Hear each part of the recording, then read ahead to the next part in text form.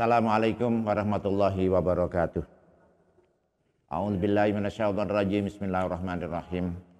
Alhamdulillahirabbil alamin wassalatu wassalamu ala asyrafil anbiya'i wal mursalin sayyidina wa habibina Muhammadin sallallahu alaihi wasallam.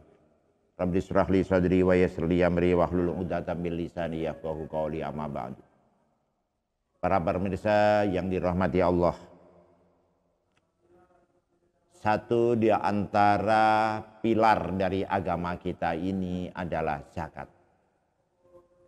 Zakat adalah sesuatu yang sangat penting dan makanya zakat ini menjadi bagian daripada rukun Islam kita.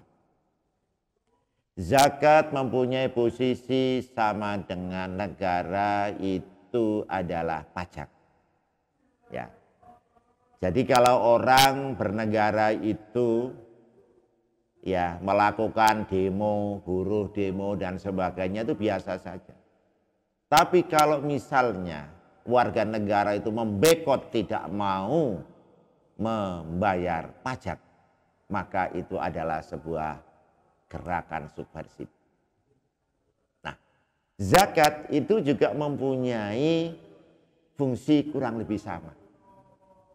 Bahwa zakat ini ya menjadi bentuk ya wujud daripada kita beragama ini berempati kepada orang lain. Sehingga Gusti Kanjeng Nabi Muhammad sallallahu alaihi wasallam menyampaikan, la yaqbalullahul imana illa bizakati wala imana liman la zakatalah. Layak kalau orang nerima sebab Gusti Allah al imana ing iman illa bizakati angin kelawan zakat. Wala imana lan ora iman iku maujud liman kedhe wong la zakata kang ora ana zakat iku maujud lahu kedhe wong. Maksudnya apa? Bahwa kenapa Gusti Kanjeng Nabi sampai menyampaikan bahwa iman seseorang itu tidak diterima kalau tidak berzakat. Karena kalau hanya iman saja tidak berzakat itu maka hanya pada diri sendiri. Padahal manusia itu adalah makhluk sosial. Manusia itu bisa hidup kalau ada orang lain. Yang kemudian orang lain itu membutuhkan kepada kita, kita membutuhkan kepada mereka. Jadi saling membutuhkan. Adanya dependensi antara satu orang dengan orang yang lain. Nah, di dalam proses hubungan ini maka dibutuhkan yang namanya zakat. Ya. Sehingga dengan demikian kalau orang itu beriman tapi nggak mau zakat itu ya sama juga bohong. Kalau menurut bahasa saya. Dalam bahasa ini kan Nabi orang no iman sing sempurna kalau uang juga belum zakat. Karena apa? Mereka itu akan hidup dengan dirinya sendiri. Dan hidup dirinya sendiri tidak mungkin untuk bisa berkembang dengan baik. Agama tidak bisa berjalan dengan baik. Ya, maka setiap orang Islam selama dalam satu hari itu masih ada yang dimakan, maka wajib mengeluarkan zakat. Ya, zakat fitrah. Dan jika misalnya setiap kita umat Islam di Indonesia ini ya mempunyai kesadaran diri untuk membayar zakat, maka berapa ratus triliun, maka berapa ribu triliun uang yang bisa dikumpulkan. Ketika itu terjadi, maka kemakmuran ini ya bukan menjadi sebuah impian, tapi adalah menjadi sebuah kenyataan. Lah, infak, sodako, zakat. Semuanya ini substansinya adalah mengeluarkan harta benda. Ya. Dan zakat itu kalau kita berikan, itu bukannya sudah, tapi malah tambah. Karena apa? Karena itu kita mendapatkan rahmat daripada Allah. Kita percaya enggak dengan rahmat itu? Ya wajib percaya. Selama kita masih mempercayai bahwa ada kekuatan di luar kita. Ini ada yang meremot kehidupan kita. Ini adalah Allah Subhanahu wa taala. Kemudian Kanjeng Nabi juga menyampaikan, hasinu amwalakum bizakati. Hasinu ngrekso sira kabeh amwalakum ing bondo ira kabeh bizakati kelawan zakat. Ai bi ikhrajiha tegese kelawan ngetokne zakat. Jadi harta benda yang kita miliki itu enggak punya keberkahan apapun kalau tidak dikeluarkan zakatnya. Karena dengan dikeluarkan zakatnya ini kita memberi kepada seseorang, kita memberi kepada sebuah komunitas, ya toh, maka disitulah akan terjadi interaksi. Ada hubungan dan kemudian yang diberi pasti minimal mengucapkan terima kasih. Matur nuwun nggih, kula trami zakate panjenengan mugi-mugi diterami dening Allah Subhanahu wa taala. Misalnya ada ucapan seperti itu. Nah, ucapan seperti itu adalah doa. Doa ini penting apa enggak? Ya sangat penting, jangankan doa. Kita ini voice di dalam medsos itu kan mirip-mirip sama itu. Iya toh? Itu kan mirip-mirip sama dengan doa. Frekuensinya jelas. Jadi kalau frekuensi kita ini tembus kepada frekuensinya Allah, maka ya nyambung. Karena kehidupan ini sejatinya adalah dikendalikan oleh Allah Subhanahu wa taala.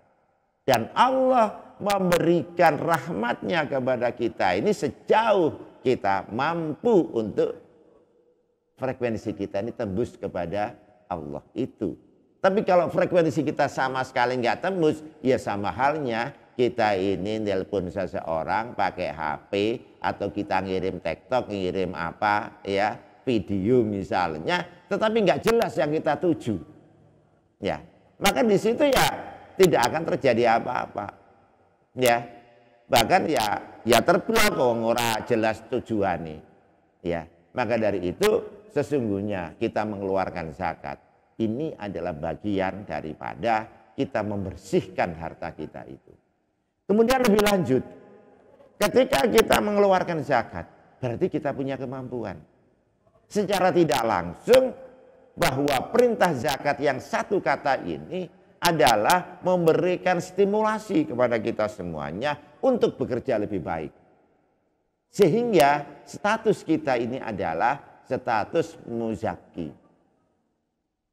Ya, status orang yang memberi zakat, bukan statusnya orang penerima zakat, bukan fakir miskin, bukan apa-apa. Ya, kan lebih keren status memberi itu daripada status yang diberi. Nah, karena kita statusnya adalah status pemberi, maka kita punya kelebihan. Berarti sudah lebih daripada satu nisab. Ya toh? Itu. Nah, ketika kita mempunyai status pemberi tadi itu, maka sekali lagi kita mempunyai posisi yang lebih dibanding yang diberi. Itu yang pertama. Kedua, untuk mendapatkan status pemberi tadi itu, maka zakat itu menjadi stimulasi kita untuk bekerja keras. Ya. Bekerja keras agar supaya kita ini mampu menjadi orang yang mengeluarkan zakat. Yang tidak mungkin kan orang miskin mengeluarkan zakat mal itu untuk makan setiap hari aja sudah kalang kabut. Ya. Yang bisa memberi zakat adalah orang kaya, orang yang berpunya. Di luar zakat fitrah loh ya, itu. Orang kaya, orang yang berpunya. Nah, untuk kaya dan berpunya itu harus bekerja.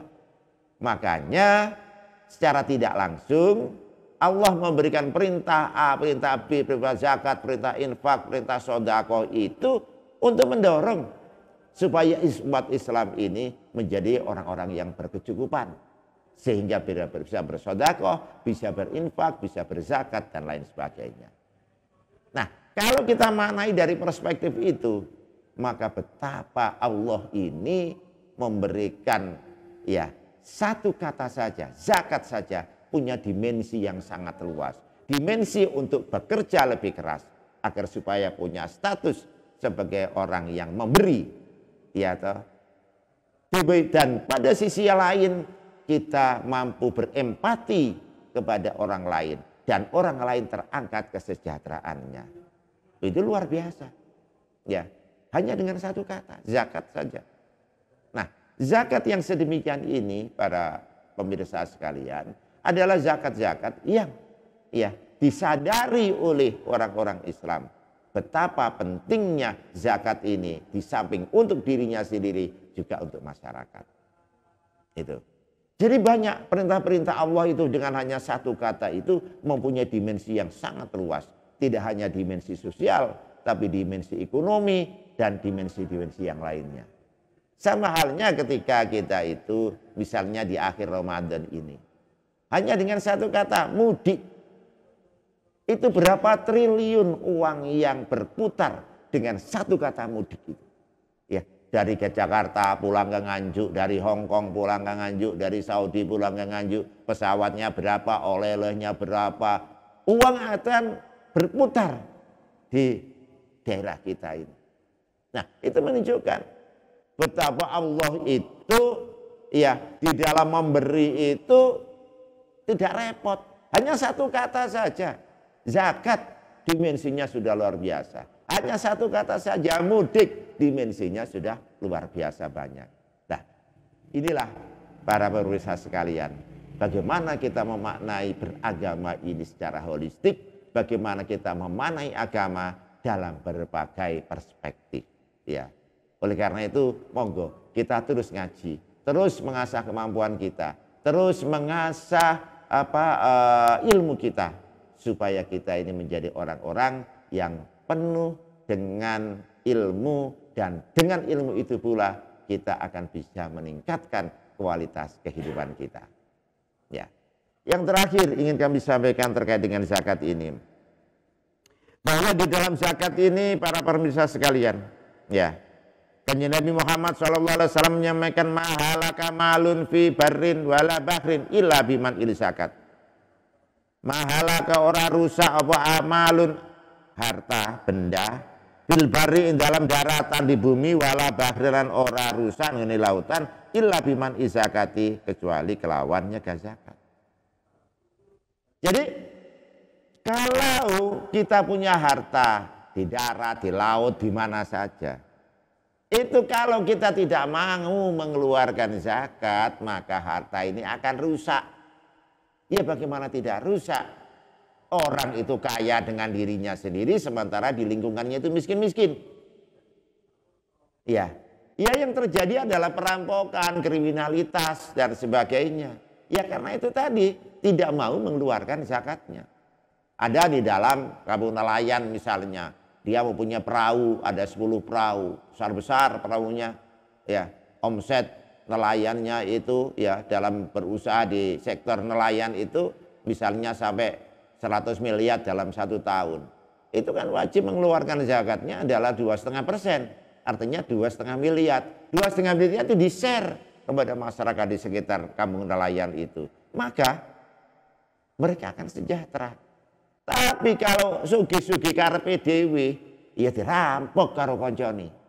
Ya digarung karo orang lain. Inilah yang disebut tadi itu. Bahwa kalau tidak dizakati, maka ancaman Allah, harta itu akan merusak mereka sendiri. Nah, oleh karenanya, monggo, harus kita sadari bersama betapa zakat ini instrumen kita beragama untuk tidak hanya mensejahterakan kita, mensejahterakan keluarga kita, tapi juga mensejahterakan lingkungan kita. Baik, saya kira itu ya, ada kurang lebihnya saya mohon maaf. Semoga berjumpa di lain kesempatan. Wallahul muwaffiq ila aqwamit thoriq. Assalamualaikum warahmatullahi wabarakatuh.